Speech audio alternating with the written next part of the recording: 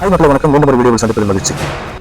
கடந்த சில நாட்களாகவே தமிழ்நாட்டில் ஒரு விஷயம் ரொம்ப வைரலாக போயிட்டு இருக்கு. அது என்ன அப்படின்னு பார்த்தீங்கன்னா, ஜனநாயகம் படத்துக்கு சென்சார் போர்டு சர்டிஃபிகேட் கொடுக்கறதுக்கு காலதாமதம் பண்றாங்க.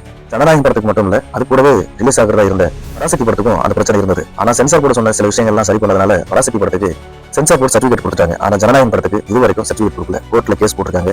தீர்ப்பு வந்த பிறகுதான் ஜனநாயகம் படம் ரிலீஸ் ஆக போகுது. இந்த சென்சார் போர்டுங்கிறது எதுக்காக சில படங்களுக்கு இவ்வளவு நிபந்தனைகள் கொடுக்குது? சென்சார் போர்டுக்கு என்ன அதிகாரம் இருக்கு? சென்சார் போர்டுனா என்ன அப்படிங்கறத பத்தி தான் இந்த வீடியோல சொல்ல போறேன். Censor board central board of film certificate, மத்திய திரைப்பட சான்றிதழ் வாரியம். இது யாரால நடத்தப்படுது அப்படின்னு பாத்தீங்கன்னா, மத்திய அரசோட தகவல் மற்றும் தொலைத்தொடர்பு அமைச்சகத்தால அந்த அமைச்சகத்தின் கட்டுப்பாட்டில் இருக்கக்கூடிய ஒரு அமைப்பு தான் இந்த சென்சார் போர்டு அப்படிங்கிறது. இதுக்கு ஒரு தலைவர் இருப்பார், ஒரு சேர்பர்சன் இருப்பார். அவரும் மத்திய அரசாங்கத்தால நேரடியாக நியமிக்கப்படக்கூடிய ஒருத்தர் இருக்கிறவர். அவருடைய பதவி காலம் 3 வருஷம். அதே மாதிரி இந்த தலைவருக்கு கீழே இந்த சென்சார் போர்டைய மெம்பர்ஸ் இருப்பாங்க. அவங்களும் சென்ட்ரல் கவர்மெண்டால நேரடியா நியமிக்கப்படக்கூடியவர்கள். கலைத்துறையில இருந்தும், சட்டத்துறையில இருந்தும், பத்திரிகை துறையில இருந்தும், இப்படி சமூகத்துல பதவிகள் இருக்கிறவங்க அப்படின்னு சொல்லி சில விஷயங்களை அடிப்படையா வச்சு இந்த உறுப்பினர்களும் அதுல சேர்க்கப்படுறாங்க. சரி, இதோட தலைமையிடம் எங்க இருக்குன்னு பாத்தீங்கன்னா மும்பைல இருக்கு. சென்சார் போர்டுக்கு தலைமையிடம் வந்து மும்பைல இருக்கு. அதோட பிரான்சஸ் வந்து இந்தியாவுல சில மாநிலங்கள்ல தான் இருக்கு. அதுல தமிழ்நாடு, கேரளா, கர்நாடகா, ஆந்திரா அப்படின்னு சொல்லி சில மாநிலங்கள்ல இருக்கு. டெல்லியில இருக்கு. இப்போ இந்த சென்சார் போர்டு எப்படி செயல்படுது, இந்த சென்சார் போர்டோட வேலைகள் என்ன அப்படிங்கறத பத்தி தான் பார்க்க போறோம். ஒரு சினிமாவை நம்ம தியேட்டர்ல பார்க்கணும்னா அதுக்கு ஒரு சீட்டு வேணும். அந்த சீட்டு தான் சென்சார் சர்டிபிகேட். அந்த சர்டிபிகேட் இல்லாம எந்த படமும் திரையரங்குகள்ல ரிலீஸ் பண்ண முடியாது. அந்த சர்டிபிகேட் எனக்கு கொடுக்குற வேலை தான் இந்த சென்சார் போர்டோட வேலை. இந்த சர்டிபிகேட்லாம் எந்த அடிப்படையில் கொடுக்குறாங்க? ஒரு படத்துக்கு இந்த படம் இப்படிப்பட்ட படங்கிறத அந்த சர்டிபிகேட் மூலமா தீர்மானிக்கிறாங்க. அது என்ன சர்டிபிகேட் அப்படின்னு பாத்தீங்கன்னா, யூ சர்டிபிகேட். ஒரு படம் முன்னெல்லாம் நம்ம ஒரு படங்களோட போஸ்டர்ல பார்த்திருப்போம். படத்து பேருக்கு கீழே யூ சர்டிபிகேட் மட்டும் ரவுண்டா போட்டிருப்பாங்க.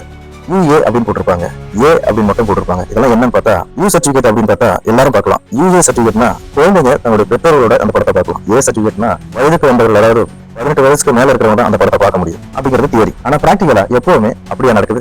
ஏன் சில படங்களுக்கு மட்டும் பிரச்சனை வருது? இந்த சென்சார் போர்டு சில படங்களுக்கு மட்டும் ஏன் சர்டிபிகேட் கொடுக்கறதுல காலதாமதம் பண்ணுது? ஒரு படம் பியூர்லி என்டர்டைன்மெண்டா இருந்துச்சுன்னா பிரச்சனை கிடையாது. ஆனா அரசியல், மதம், சமூக பிரச்சனை, அதிகாரம் பற்றி கேள்வி இதெல்லாம் வந்துட்டா சென்சார் போர்டு ரொம்ப கேர்ஃபுல்லா இருக்கும். ஏன்னா ஒரு படம் என்டர்டைன்மெண்டா மட்டும் இல்ல, அது ஒரு இன்ஃபுளுன்சர். ஒரு டயலாக், ஒரு சீனு, ஒரு பஞ்ச் லைன் 1000 பேரோட சிந்தனையை மாற்றும். அதனாலதான் சென்சிட்டிவ்னு டேக் போடுறாங்க. நம்ம தியேட்டர்ல பார்த்திருப்போம். டயலாக் மீட் பண்ணிருப்பாங்க, சீன்ஸ் வந்து பிளர் பண்ணிருப்பாங்க, காட்சிகளை வந்து மங்கலாக்கிருப்பாங்க, ஒரு சீனையே கட் பண்ணிருப்பாங்க. இதெல்லாம் ஏன்? சென்சார் போர்டு என்ன சொல்றாங்க? இதுக்கான காரணங்கள் என்ன சொல்றாங்க? பப்ளிக் ஆர்டர் டிஸ்டர்ப் ஆகக்கூடாது, அதாவது மக்கள் இதன் மூலமா பாதிப்படையக்கூடாது அப்படிங்கறத அவங்க சொல்ற ரீசன். ரிலீஜியஸ் ஃபீலிங் ஹர்ட் ஆகக்கூடாது, மத நம்பிக்கைகள் இதன் மூலமா புண்படக்கூடாது, பப்ளிக் பாதிப்படையக்கூடாது அப்படிங்கிறாங்க. யாரோட ஃபீலிங் ஹர்ட் ஆகுது அப்படிங்கிற ஒரு விஷயம் இருக்குது. சினிமா பார்க்குற எல்லாருமே பப்ளிக் தான். யாரோட ஃபீலிங் ஹர்ட் ஆகுது? யாருக்கு இது பாதிப்பு உண்டு பண்ணுது? ஒருத்தருக்கு ஹர்ட் பண்ற விஷயம் இன்னொருத்தருக்கு உண்மையா இருக்கும். சென்சார் போர்டு எப்பவும் கான்ட்ரவர்சி ஆகிறதுக்கு காரணம் சில விஷயங்கள். சில படங்களுக்கு சர்டிபிகேட் உடனே கொடுத்துருவாங்க, சில படங்களுக்கு மாசக்கணக்காகும், வாரக்கணக்காகும். இதுக்காக அவங்க சொல்ற காரணங்கள் என்ன அப்படின்னு பாத்தீங்கன்னா, பொலிட்டிக்கல் பிரஷர், அரசியல் சம்பந்தமான அழுத்தங்கள், லீகல் இஷ்யூஸ்னா சட்டப்படியான பிரச்சனைகள், எலெக்ஷன் டைம்ல ஒரு படம் வந்துச்சுன்னா இந்த மாதிரி பிரச்சனை எல்லாம் உண்டு பண்ணும், இது எலெக்ஷன்ல ஒரு பாதிப்பு ஏற்படுத்தும் அப்படின்ற காரணங்கள்லாம் சொல்றாங்க. அதே மாதிரி ஒரு படம் சம்பந்தமான கேஸ் கோர்ட்ல இருந்தா அதுக்கும் அவங்க சர்டிபிகேட் கொடுக்கறதுக்கு காலதாமதம் பண்ணுவாங்க.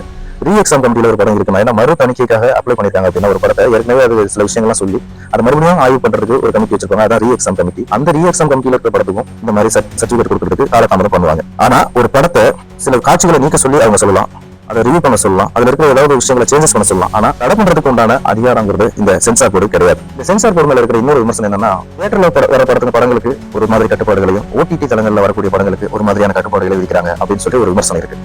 ஒரே படம் தான், அது தியேட்டர்ல வந்தா சில காட்சிகளை நீக்கணும், சில காட்சிகளுக்கு சவுண்ட் இருக்கக்கூடாது, அல்லது ஒரு சீனையை கட் பண்ணணும், சில நிபந்தனைகளை கொடுக்குறாங்க. அதே படம் ஓடிடில வந்தா அது மாதிரியான தளர்வு, அந்த மாதிரியான கட்டுப்பாடுங்கிறது கொஞ்சம் தளர்த்தப்படுது அப்படின்ற ஒரு விமர்சனம் இருக்கு. அதுக்கு சென்சார் போர்டு சார்பில் சொல்ற விஷயம் என்னன்னா, தியேட்டருங்கிறது மாஸ் ஆடியன்ஸ், ஓடிடிங்கிறது விருப்பம் இருந்தா பார்க்கலாம், விருப்பம் இல்லைன்னா பார்க்க வேண்டாம் அப்படிங்கிற அடிப்படையில சொல்றாங்க. அப்ப தியேட்டர்ல இருக்கிற ஆடியன்ஸுக்கு சாய்ஸ் இல்லையா அப்படிங்கிற ஒரு கேள்வியும் இங்க கேட்கப்படுது. சினிமாங்கிறது ஒரு ஆர்ட். சினிமாங்கிற ஒரு கலை. ஆர்ட்டுக்கு ஃப்ரீடம் வேணும், கலைக்கு சுதந்திரம் வேணும். அதே சமயத்துல ஃப்ரீடத்துக்கும் ஒரு ரெஸ்பான்சிபிலிட்டி இருக்கணும். இது ரெண்டுக்கும் இடையில உள்ள பேலன்சிங் தான் ப்ராப்ளம். அதனாலதான் சென்சார் போர்டு இருக்கணும். ஆனா ஓவர் கண்ட்ரோல் கூடாது, செலக்டிவான கண்ட்ரோல் இருக்கக்கூடாது. ஒரு குறிப்பிட்ட கண்ட்ரோல் மட்டும் ஒரு குறிப்பிட்ட படங்களுக்கு இருக்கக்கூடாது.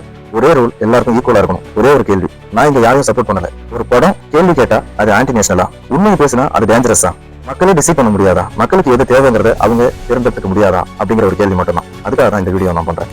இது எந்த கட்சிக்காகவோ எந்த நடிகருக்காகவோ அல்லது ஒரு சார்பு நிலையெடுத்தோ இதை நான் பேசல. இந்த வீடியோ பார்த்துட்டு நீங்க உங்களுடைய கருத்துக்களை கமெண்ட்ஸ்ல சொல்லுங்க. கடைசியா, சினிமாங்கிறது என்டர்டைன்மெண்ட் தான். ஆனா சில நேரம் அது கண்ணாடி மாதிரி. அந்த கண்ணாடியில இந்த சமூகத்தை பார்க்கறதுக்கு நம்ம பயப்படுறோம். அதனாலதான் சென்சார் போர்டு வேணும். சென்சார் போர்டு கான்ட்ரவர்சி ஆகிறதுக்கும் இதுதான் ஒரு காரணம். நாம பார்க்குற சில விஷயங்கள் தான், சினிமாவில் பார்க்கக்கூடிய விஷயங்கள் தான் நம்ம வாழ்க்கையிலேயே பிரதிபலிக்குது. சென்சார் போர்டு கான்ட்ரவர்சி அப்பப்போ வந்து போறதுக்கு காரணமும் இதுதான். என்டர்டைன்மெண்டா மட்டும் பார்க்கணும். அது வாழ்க்கைக்கான பாடமா எடுக்க கூடாது. அது வாழ்க்கைக்காக அதை பயன்படுத்தக்கூடாது. இதுக்கெல்லாம் சில விஷயங்கள், சில கட்டுப்பாடுகள் தேவைன்னா சென்சார் போர்டும் வேணும். இப்போ ஜனநாயகம் படத்துக்கு இவ்வளவு கட்டுப்பாடு இருக்கிறது காரணம் நான் ஏற்கனவே சொன்ன மாதிரி சில காட்சிகளை நீக்கிறதுக்கு படக்குழு கிட்ட சென்சார் போர்டு சொன்னாங்க. ஆனா கதையோட வந்து போயிருக்கிறதுனால அந்த காட்சிகளை நீக்க முடியாதுன்னு சொல்லி அவங்க கோர்ட்ல கேஸ் போட்டாங்க. இந்த காட்சிகளை நீக்க முடியாது, தேதி அறிவிக்கப்படுறதுனால எங்களுக்கு அந்த சமயத்து இந்த டைமுக்குள்ளேயே எங்களுக்கு ரிலீஸ் பண்றதுக்கு பர்மிஷன் வேணும்னு சொல்லி கேஸ் போட்டாங்க. அதுக்கு சென்சார் போர்டும் எதிர்மனு கொடுத்தாங்க. எங்களுடைய கருத்தை கேட்காம நீங்க ரிலீஸ் பண்றதுக்கான வாய்ப்பு கொடுக்கக்கூடாது, தீர்ப்பு கொடுக்கக்கூடாது அப்படின்னு சொல்லி இது சுப்ரீம் கோர்ட்ல நிலுவையில் இருக்கிறதுனால இந்த ஜனநாயகம் போறதுக்கான ரிலீஸ்ங்கிறது தள்ளி போயிட்டே இருக்கு. பழைய சினிமாக்கள்ல வந்த காலங்கள்ல இந்த மாதிரியான பிரச்சனைகள் எதுவுமே இல்லை. சினிமாவை பார்ப்போம், ஒரு பொழுதுபோக்கா பார்ப்போம், பொழுதுபோக்கா கடந்து செல்வோம். வீடியோ பார்த்தவங்க அனைவருக்கும் நன்றி. உங்க கருத்துக்களை கமெண்ட்ஸ்ல சொல்லுங்க. This is voice of Anand.